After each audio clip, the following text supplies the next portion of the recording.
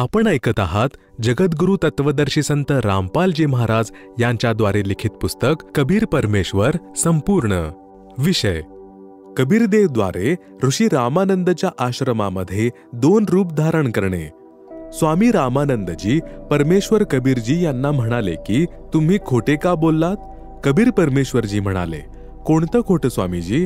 स्वामी रामानंदजी म्हणाले की तुम्ही म्हणत होतात की तुम्ही माझ्याकडून उपदेश घेतला आहे. तुम्ही माझ्याकडून उपदेश कधी घेतला?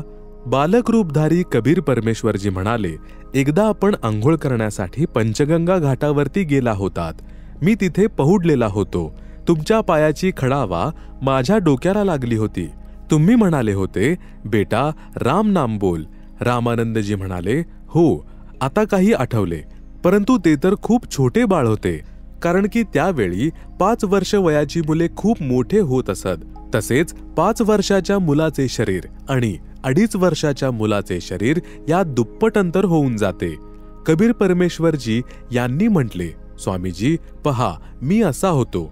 स्वामी रामानंदजींच्या समोर सुद्धा उभे आहेत आणि 1-2.5 वर्षाच्या मुलाचे दुसरे रूप बनवून कोण्या सेवकाची तिथे खाट टाकलेली होती त्याच्यावरतीही विराजमान झाले.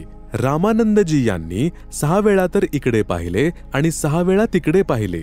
मग डोळे चोळून चोळून पाहिले की कुठे माझे डोळे धोका तर खात नाहीये. या प्रकारे पाहतच होते की इतक्यात कबीर परमेश्वरजी यांचे छोटे असलेले रूप हवेमध्ये उडाले आणि कबीर परमेश्वरजी यांच्या मोठ्या 5 वर्ष असलेल्या स्वरूपामध्ये सामावले. 5 वर्ष असलेल्या स्वरूपामध्ये कबीर परमेश्वरजी राहिले. मन की पूजा तुम लखी, मुकुट माल प्रवेश, गरीबदास गति को लखै, कौन वर्ण क्या भेष. यह तो तुम शिक्षा दई, मानी लई मन मोर, गरीबदास कोमल पुरुष, हमरा बदन कठोर. परमेश्वर कबीरजी यांच्याद्वारे स्वामी रामानंदजींच्या आश्रमात 2 रूप धारण करणे यांची छायाप्रत याच पुस्तकात दिली आहे, जी आपण पाहू शकता. रामानंदजी म्हणाले, माझा संशय मिटला आहे की तुम्हीच पूर्ण ब्रह्म आहात. हे परमेश्वर तुम्हाला कसे ओळखू शकतो? तुम्ही कोणत्या जातीमध्ये उत्पन्न तसेच कोणत्या वेशभूषेमध्ये उभे आहात? आम्ही अज्ञानी प्राणी तुमच्यासोबत वादविवाद करून दोषी झालो आहोत. क्षमा करा परमेश्वर कबीरदेव, मी तुमचं अजाण मूल आहे.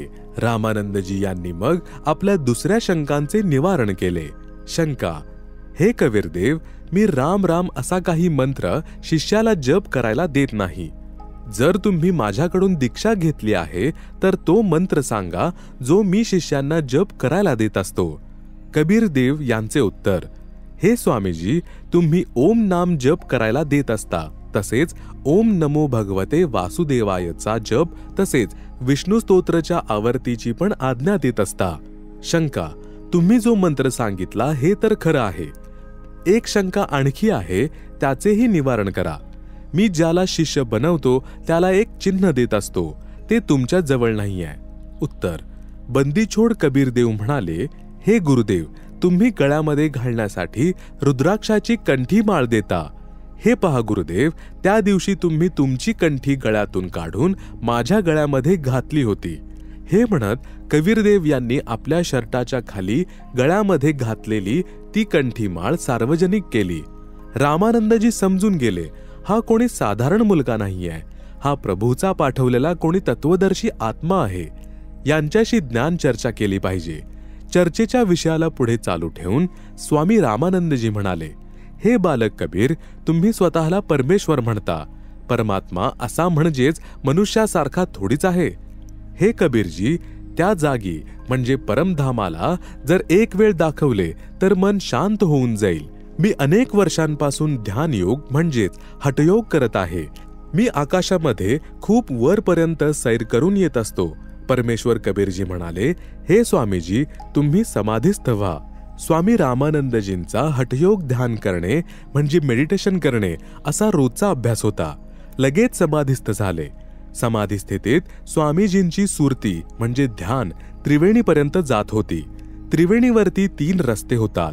डावा रस्ता धर्मराजाचा लोक तसेच ब्रह्मा, विष्णू तसेच शिवजी यांच्या लोकात तसेच स्वर्ग लोकात जातो. उजवा रस्ता 88,000 खेड्यांकडे जातो. समोरचा रस्ता ब्रह्मलोकात जातो.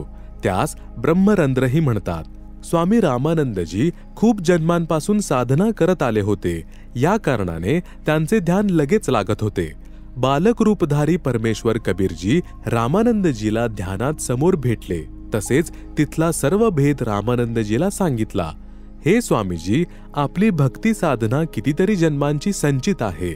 ज्यावेळी तुम्ही शरीर सोडून जाल, या डाव्या रस्त्याने जाल. या रस्त्यात स्वयंचलित दरवाजे म्हणजे ऑटोमॅटिक खुलणारे दार आहे. ज्या साधकाची ज्याही लोकाची साधना असते ते धर्मराजाच्या जवळ जाऊन याच रस्त्याने पुढे चालत असतो. त्याच लोकाचे द्वार आपोआप उघडते व लगेच बंद होते. तो प्राणी पुन्हा त्या रस्त्याने परतू शकत नाही. धर्मराज लोक सुद्धा डाव्या बाजूने जाणाऱ्या रस्त्यावर सर्वप्रथम आहे. त्या धर्मराजच्या लोकात प्रत्येकाच्या भक्ती अनुसार स्थान निश्चिती होते. स्वामी रामानंदजींच्या भक्तीचा आधार विष्णुजींचा लोक आहे. आपण आपल्या पुण्याला या लोकामध्ये संपवून पुन्हा पृथ्वीवर शरीर धारण कराल. हे रहाटाच्या विहिरीच्या चक्रासारखे आपल्या साधनेने कधीच समाप्त होणार नाही. हे जन्ममृत्यूचे चक्र तर माझ्याद्वारे सांगितलेल्या तत्वज्ञानाद्वारेच समाप्त होणे संभव आहे. परमेश्वर कबीरजींनी पुन्हा सांगितले, हे स्वामीजी, जे समोरचे द्वार आहे ते ब्रह्मरंध्र आहे. हे वेदांमध्ये लिहिलेल्या कोणत्याही मंत्र जपाने नाही उघडणार. हे तर माझ्याद्वारे सांगितलेल्या सतनामच्या जपाने उघडते, जे 2 मंत्राचे असते. एक ओम मंत्र, दुसरा तत्. हा तत् सांकेतिक आहे. वास्तविक नाम मंत्र तर उपदेश घेणाऱ्याला सांगितला जाईल. असे म्हणून कबीर परमेश्वरजींनी सतनामाचा म्हणजे 2 मंत्राचे नाम जप केला. त्वरितच समोरचे द्वार म्हणजे ब्रह्मरंध्र उघडले. परमेश्वर कबीरजी आपल्यासोबत स्वामी रामानंदजींच्या आत्म्याला घेऊन त्या ब्रह्मरंध्रामध्ये प्रवेश करून गेले. त्या पश्चात ते द्वार त्वरित बंद झाले. त्या द्वारातून निघाल्यावर लांब लचक रस्ता चालल्यावर ब्रह्मलोकात गेल्यावर पुढे 3 रस्ते आहेत. डाव्या बाजूचा एक रस्ता महास्वर्गात जातो. त्या महास्वर्गात नकली सतलोक, अलखलोक, अगमलोक तथा अनामी लोकाची रचना कालब्रह्मने आपली पत्नी दुर्गाकडून करून ठेवली आहे, प्राण्यांना धोका देण्यासाठी. त्या सर्व नकली लोकांना दाखवून परत आले. उजवीकडे सप्तपुरी, ध्रुवलोक इत्यादी आहेत. समोरील द्वार जेथे जाते तेथे गीता ज्ञानदाता कालब्रह्म आपल्या योगमायेने लपून राहतो. तेथे 3 स्थान बनवले आहेत. एक रजोगुण प्रधान क्षेत्र आहे, जेथे कालब्रह्म तथा दुर्गा म्हणजे प्रकृती देवी पतिपत्नी रूपात साकार रूपात राहतात. त्यावेळी ज्या पुत्राचा जन्म होतो तो रजोगुणयुक्त असतो. त्याचे नाव ब्रह्मा ठेवतात. त्या बालकास तरुण होईपर्यंत अचेत ठेवून त्याचे पालन पोषण करतात. युवा झाल्यावर कालब्रह्म स्वतः विष्णू रूप धारण करून आपल्या नाभीतून कमळाचे फूल प्रकट करतो. युवावस्था प्राप्त झाल्यानंतर त्या कमळाच्या फुलावर ब्रह्माला ठेवून सचेत करतात. अशा प्रकारे एक सद्गुण प्रधान क्षेत्र बनवले आहे. तेथे दोघे दुर्गा व कालब्रह्म पतिपत्नी रूपात राहून सद्गुणी प्रधान पुत्र उत्पन्न करतात. त्याचे नाव विष्णू ठेवतात. त्याला सुद्धा युवा होईपर्यंत अचेत करून ठेवतात. शेषशय्येवर सचेत करतात. अन्य शेषनाग ब्रह्मच आपल्या शक्तीने उत्पन्न करतो. अशा प्रकारे एक तमोगुण प्रधान क्षेत्र बनवले जाते. तेथे हे दोघे दुर्गा तसेच कालब्रह्म पतिपत्नी व्यवहार करून तमोगुण प्रधान पुत्र उत्पन्न करतात. त्याचे नाव शिव ठेवतात. त्याला सुद्धा युवा होईपर्यंत अचेत ठेवतात. तरुण झाल्यानंतर तिघांना सचेत करून त्यांचा विवाह प्रकृती म्हणजे दुर्गाद्वारा उत्पन्न 3ही मुलींशी करून देतात. अशा प्रकारे हा कालब्रह्म आपली सृष्टी चालवतो. परमेश्वर कबीरजी यांनी स्वामी रामानंद यांना तो रस्ता दाखविला होता. तसेच 21व्या ब्रह्मांडमध्ये पुन्हा 3 रस्ते आहेत. डाव्या बाजूला पुन्हा नकली सतलोक, अलखलोक, अगमलोक तसेच अनामी लोकची रचना केली आहे. उजवीकडे 12 भक्तांचे निवासस्थान बनवले आहे, ज्यांना आपला ज्ञान प्रचारक बनवून जनतेला शास्त्रविरुद्ध ज्ञानावर आधारित करवतो. समोरचे द्वार तप्तशिलाकडे जाते, जेथे हा कालब्रह्म 1,00,000 मानव शरीरधारी प्राण्यांच्या सूक्ष्म शरीरांना तापून त्यातून घाण काढून खातो. त्या कालब्रह्मच्या लोकाच्या वर एक द्वार आहे, जे परब्रह्म म्हणजे अक्षरब्रह्मचे 7 संख ब्रह्मांडांमध्ये उघडते. परब्रह्मच्या ब्रह्मांडांच्या शेवटच्या टोकावर एक द्वार आहे, जे सत्पुरुष म्हणजे परमअक्षर ब्रह्मचा लोक सतलोकाच्या भवर गुहेमध्ये उघडते. नंतर पुढे सतलोक आहे, जो वास्तविक सतलोक आहे. सतलोकमध्ये पूर्ण परमात्मा कबीरजी अन्य तेजोमय मानव सदृश शरीरात एका घुमटात एका उंच सिंहासनावर विराजमान आहेत. तेथे सतलोकातील सर्व वस्तू तसेच सतलोकवासी पांढऱ्या तेजाने युक्त आहेत. सत्पुरुषाच्या शरीराचा प्रकाश अत्याधिक पांढरा आहे. सत्पुरुषाच्या एका रोमकुपाचा प्रकाश 1,00,000 सूर्य तसेच एवढ्याच चंद्रांच्या मिळत्या जुळत्या प्रकाशापेक्षा जास्त आहे. परमेश्वर कबीरजी स्वामी रामानंदजींच्या आत्म्याला सोबत घेऊन सतलोकी गेले. तेथे सुद्धा सर्व आत्म्यांचे मानव सदृश शरीर आहे. त्यांचे शरीरांचा सुद्धा पांढरा प्रकाश आहे. परंतु सतलोकवासियांच्या शरीराचा प्रकाश 16 सूर्यांच्या प्रकाशासमान आहे. बालक रूपधारी कबीरदेव यांनी आपल्याच अन्य स्वरूपावर चवर ढाळली, जे स्वरूप अत्याधिक तेजस्वी होते. तसेच सिंहासनावर एका पांढऱ्या घुमटात विराजमान होते. स्वामी रामानंदजींनी विचार केला की पूर्ण परमात्मा तर हे आहेत, जे तेजोमय शरीराने युक्त आहेत. हा बालक रूपधारी आत्मा कबीर येथील अनुचर अर्थात सेवक असेल. स्वामी रामानंदजी यांनी असा विचारच केला होता. त्याच वेळी सिंहासनावर विराजमान तेजस्वी शरीरयुक्त परमात्मा सिंहासन त्यागून उभे राहिले. तसेच बालक कबीरजी यांना सिंहासनावर बसण्यासाठी विनंती केली. खालून रामानंदजी सोबत गेलेले बालक कबीर त्या सिंहासनावर आरूढ झाले. तसेच ते तेजस्वी शरीरधारी प्रभू बालकाच्या डोक्यावर श्रद्धेने चवर करू लागले. रामानंदजी यांनी विचार केला, हे परमात्मा या बालकावर चवर करीत आहेत. हा बालक येथील नोकर म्हणजे सेवक असू शकत नाही. इतक्यात तेजस्वी शरीरयुक्त परमात्मा बालक कबीरजी यांच्या शरीरात समावून गेले.